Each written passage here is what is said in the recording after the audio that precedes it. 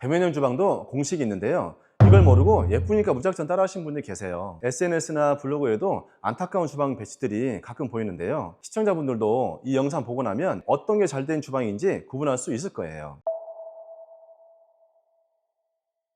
안녕하세요. 디자인 소금의 양성호 실장입니다. 오늘은 주방 인테리어에 관해 말씀드리겠습니다. 주방은 인테리어 꽃이자 공사 후 만족도가 가장 높은 공간 중 하나인데요. 하지만 디테일은 모르고 남들 하는 대로 따라하면 망할 수 있습니다. 주방은 가구, 가전, 그리고 시스템 하드웨어, 이와 같이 적용되는 품목이 굉장히 다양하기 때문인데요. 전문가가 제안하는 실패하지 않는 주방 인테리어 공식 4가지, 그리고 가성비 제품 추천까지 모두 알려드리겠습니다. 첫째, 주방 가구는 겉이 아니라 속이 더 중요합니다. 우리는 보통 주방 인테리어를 계획할 때 가구 색상을 무엇으로 할까부터 생각하지만 가장 먼저 해야 되는 건 가구 레이아웃을 짜는 거예요. 주방에 들어가는 가구는 보통 싱크대 상하부장, 아일랜드, 냉장고장, 키큰장, 일반적으로 이렇게 구성되어 있어요. 그런데 이 수납장과 가전을 생각 없이 배치하면 어떻게 될까요? 냉장고에서 음식을 꺼내기 위해 여러 번 왔다 갔다 하거나 자주 찾는 물건을 꺼낼 때마다 허리를 깊이 숙여야 할 수도 있습니다. 주방은 사용자의 효율적인 동선을 설계해야 하기 때문에 가구 계획이 아주 중요합니다. 그 중에서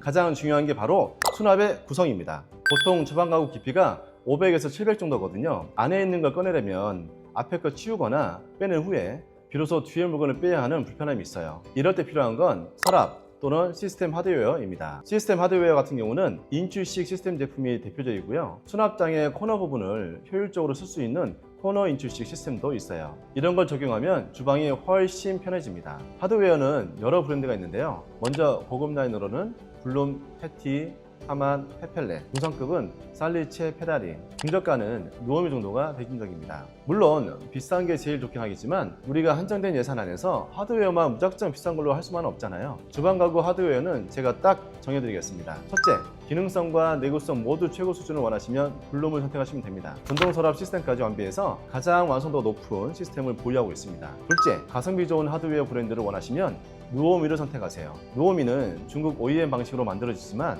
품질도 무난하고 디자인도 최근 들어 꽤 현대적으로 개선되었어요. 유튜브 영상에서 보면 주방 수납은 무조건 서랍형이 좋다 이런 얘기 많이 하잖아요. 서랍은 무조건 다다익선이에요. 돈이 많이 들어서 그렇지 많으면 많을수록 좋습니다. 근데 서랍을 오래 잘 쓰려면 반드시 이건 아셔야 돼요. 그건 바로 레일의 종류인데요. 보통 서랍이 측면에 설치하는 볼 레일이 기본이거든요. 근데 이건 하중에 좀 취약해요. 그 다음에 언더 레일이 있는데 보통 블룸 거 많이 보셨을 거예요. 이 레일은 서랍 옆면이 아니라 아래에 있기 때문에 무게를 안전하게 잘 지탱해 줍니다. 볼 레일과 언더 레일의 가격 차이는 몇만 원 정도밖에 안 돼요. 얇거나 하중에 관계없는 서랍은 볼 레일로 충분하고 많은 하중을 받는 큰 서랍 경우는 무조건 언더 레일을 추천합니다. 언더 레일 중에서도 고중량 레일은 단가가 조금 올라가는 편인데요. 큰 서랍에 무게가 많이 나가는 접시나 스타우브 같은 무거운 그릇을 넣는 경우가 많잖아요. 그럴 땐 고중량 레일 옵션을 선택하면 좋습니다.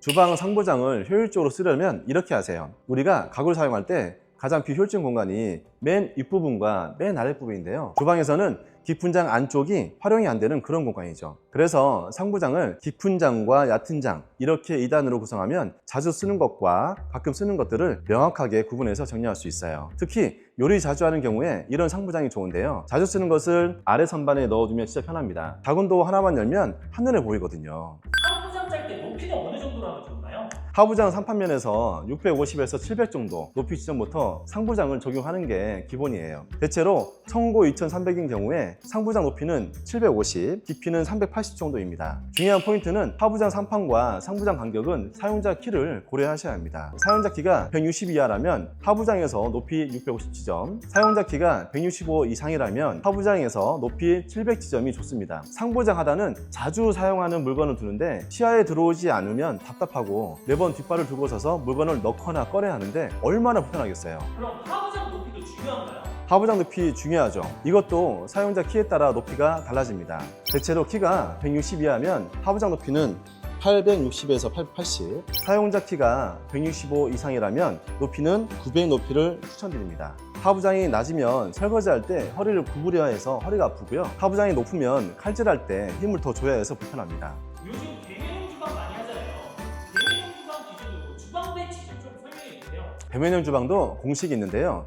이걸 모르고 예쁘니까 무작정 따라하시는 분들이 계세요. SNS나 블로그에도 안타까운 주방 배치들이 가끔 보이는데요. 시청자분들도 이 영상 보고 나면 어떤 게 잘 된 주방인지 구분할 수 있을 거예요. 아일랜드에는 인덕션과 싱크볼을 두세요. 그리고 뒷면은 냉장고장과 키 큰 수납장을 두면 됩니다. 싱크볼, 인덕션, 그리고 냉장고가 삼각동선을 이루면 최고입니다. 각 지점 간 거리는 최소 1.2에서 2.4m 이하가 이상적입니다. 저희 같은 전문가들은 이런 구도를 작업동선, 워크 트라이앵글이라고 합니다. 우리가 장을 보고 들어오면 냉장고로 바로 들어가는 것도 있지만 손질하고 정리해서 넣는 경우도 있죠. 그래서 싱크볼과 냉장고는 가까워야 편리합니다. 혹시라도 어린아이가 있는 경우에는 통로를 지나가다 다칠 우려가 있기 때문에 아일랜드 안쪽에 인덕션을 배치하면 좋습니다. 아일랜드 통로컵은 얼마나 잡아야 할까요? 못해도 950 정도는 돼야 돼요.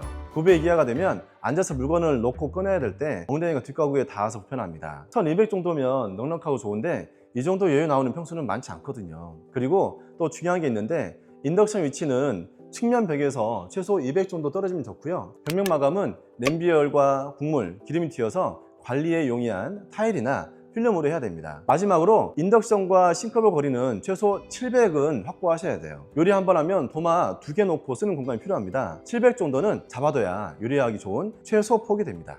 싱크볼은 이 기준만 가지면 절대 실패할 일 없습니다. 제가 싱크볼을 이렇게 직접 보여드리면서 설명하는 게 좋을 것 같아서 백조 싱크 본사 쇼룸에 와 있어요. 스테인리스는 스크래치가 잘 보이거든요. 그래서 이렇게 표면에 엠보체가 된 싱크볼을 고르면 좋아요. 지금 보시는 게 백조 깜프로테 860인데 제가 가장 많이 추천하는 싱크볼이 바로 이 제품입니다. 엠보가 있어서 기스가 나도 눈에 잘 안 띕니다. 또 여기 아래쪽에 소음 방지 패드가 붙어 있어요. 그래서 물 떨어지는 소리가 별로 안 나요. 무엇보다도 디자인은 사각 형태니까 세련된 느낌을 주고요. 스텐이어서 내구성도 좋고 국내 제품이니까 사후 관리도 원활하죠. 싱크볼은 크면 클수록 좋다는데 이 크기는 어떻게 정하면 좋을까요? 메인 싱크볼, 보조 싱크볼을 나눠서 말씀드리면 좋을 것 같은데요. 메인 싱크볼은 집에서 요리 좀 한다고 하면 860이 좋고요. 보통 3, 4인 가족이 한 끼 식사에 사용하는 그릇, 접시, 냄비 이런 거 정리하기에 최적의 사이즈라고 볼 수 있거든요. 집에서 요리를 크게 안 한다면 이것보다 작은 사이즈 써도 충분해요. 그 다음 보조 싱크볼은 말 그대로 보조이기 때문에 폭 500에서 600 이내 크기면 충분하고요. 앞뒤 폭은 350에서 400 정도면 됩니다. 한 가지 팁을 드리면 보조 싱크볼에 피처링스 옵션을 넣으시면 좋아요. 컵을 많이 쓰는 가정이나 아이 키울 때 젖병이라든지 이런 거 간단하게 그때그때 씻기 편하거든요. SNS에서 보면 여러 가지 기능이 있는 이거 싱크볼이 있는데 이거 써도 될까요? 중국산 푸포수 싱크볼 말씀하신 것 같은데요. 저는 절대 추천 안 합니다. 그게 저렴한데 기능이 되게 많아가지고 많은 분들이 혹하시는 것 같더라고요. 제가 그거 설치해봤거든요. 켜보니까 누수가 났어요. 그게 수전이 연결되어 있는 박스가 있어요. 냉온수가 그 박스 안에 들어가요. 거기서 퍽포수 부분하고 수전 부분하고 나눠지는 건데 그 부분에서 물이 새요. 그게 이제 말하자면 분배기죠. 수전에서 물이 새는 거면 수전만 교체하면 되는데 이건 분배해주는 부분에서 물이 새니까 고칠 수가 없는 거예요. 왜냐면 그 몸통이 일체형이라서 분해해서 볼 수가 없거든요. 이게 AS만 확실해도 괜찮을 텐데 문제가 생겼을 때 대응이 안 되니까 추천하기 어려운 거죠. 수전은 딱 한 가지만 확인하세요. 피디님, 좋은 수전의 기준이 뭐라고 생각하세요? 틀린 말은 아니죠. 제가 생각하는 좋은 수전의 기준은 물이 부드럽게 나온 제품이 아닌가 생각합니다. 디자인은 거의 비슷합니다. 보통 물이 튀는 게 싱크볼 때문이라고 생각하시는데 아니에요. 수전에서 부드럽게 나오는 물줄기 퀄리티가 좌우하는 겁니다. 예전에는 수압이 약한 곳들이 많고 그래서 물이 졸졸 나오는 경우도 있었는데 지금은 대부분 주택이나 아파트 수압이 충분해서 오히려 물이 막 튀는 경우가 더 많아요. 한스그로에라고 비싼 수전이 있잖아요. 몇몇 업체에서 소위 짭스그로에라고 비슷한 제품을 출시해서 소비자분들이 많이들 쓰시거든요. 근데 이 물이 너무 세게 나와서 싱크볼 밖으로 막 뻗쳐요. 디테일이 좀 부족한 거죠. 수전을 볼 때는 물이 부드럽게 나오는지 잘 살펴보시는 게 좋아요. 그럼 전문가가 수전을 좀 추천해 주실 수 있으세요? 저의 경험상 수전 브랜드 필로토의 큐트의 80109 제품을 추천합니다. 이 모델은 대략 40만원대 되거든요. 수전을 보시면 메인 토출구가 2개, 정수기 토출구 하나 이렇게 구성되어 있습니다. 축과 연결되어 있는 부분을 이렇게 빼면 또 하나의 수전이 나옵니다. 이 제품이 물이 굉장히 부드럽게 나오고요. 이게 바로 기술력입니다. 괜히 비싼 게 아니더라고요. 정수기 토수구가 수전 1층이어서 공간 기획과 깔끔한 면에서도 굉장한 장점이거든요. 정수기를 따로 설치할 필요가 없어요. 필터 구하기도 편하고 셀프 교체하기에도 간편해서 아주 좋습니다. 가격대가 천차만별인 후드, 이 세 가지만 아시면 됩니다. 주방 인테리어 하면서 고민되는 게 또 후드인데요. 형태와 가격대가 다양하다 보니까 고르는 게 사실 쉽지가 쉽지가 않습니다. 가장 기본적인 상부장 매립형, 행잉형, 천장 매립형, 다운 드래프트, 인덕션 일체형, 크게 이렇게 5가지로 구분되고요. 가격대는 10만원대부터 500만원대 이상까지 다양합니다. 후드를 선택하실 때는 이 3가지를 살펴보셔야 돼요. 먼저 흡입력입니다. 제품 스펙을 보시면 빨아들이는 양이 표기되어 있는데요. 단위는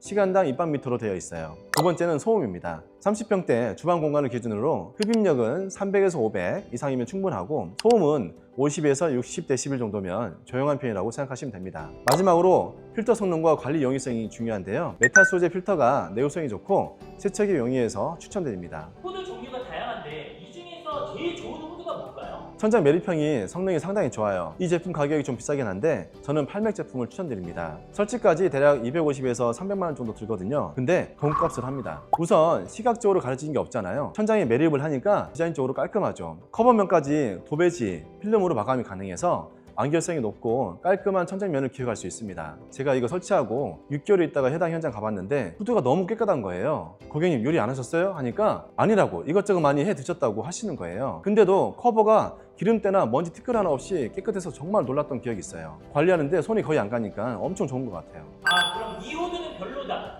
인덕션 일체형 후드가 있어요. 저는 이거 별로 추천 안 합니다. 일단 높이가 높은 냄비를 쓰면 흡입력이 떨어지고요. 밑에서 빨아들이는 방식이라서 낮은 냄비나 후라이팬 정도에 적합해요. 그리고 성능 대비 가격이 사악하거든요. 고객님이 꼭 원하시는 게 아니라면 저는 다른 걸 제안하는 편입니다. 또 제가 말씀드리고 싶은 게 고급 후드를 저렴하게 구입하시려고 해외 직구하시는 경우가 좀 많아요. 근데 이게 배송 과정에서 파손되는 경우가 가끔 발생합니다. 사용 중에 고장이 나면 AS도 쉽지가 않고 큰 비용이 발생합니다. 해외 제품 구매할 때 설치 사후 관리까지 고려해서 돈을 좀 더 주더라도 대행업체와 함께 진행하는 게 좋습니다. 후드 배기 방식은 2가지가 있습니다. 먼저 내부 배기 방식인 탄소 필터형이 있고 두 번째는 외부 배기 방식인 배관 타입 방식이 있습니다. 주름만 달린 거 보통 많이 보셨을 거예요. 근데 여기서 중요한 점은 외부 배기인 배관 타입일 때는 배관이 길어지는 경우가 있어요. 그때는 주름관 대신 내부 표면이 매끄러운 PVC관을 적용하는 게 좋아요. 그 긴 구간을 주름관을 전부 다 적용하면 주름이 져 있어서 공기 흐름에 마찰로 저항이 생겨서 흡입력이 약해집니다. 사진 천장 안쪽에 보시면 PVC 배관이 지나가죠.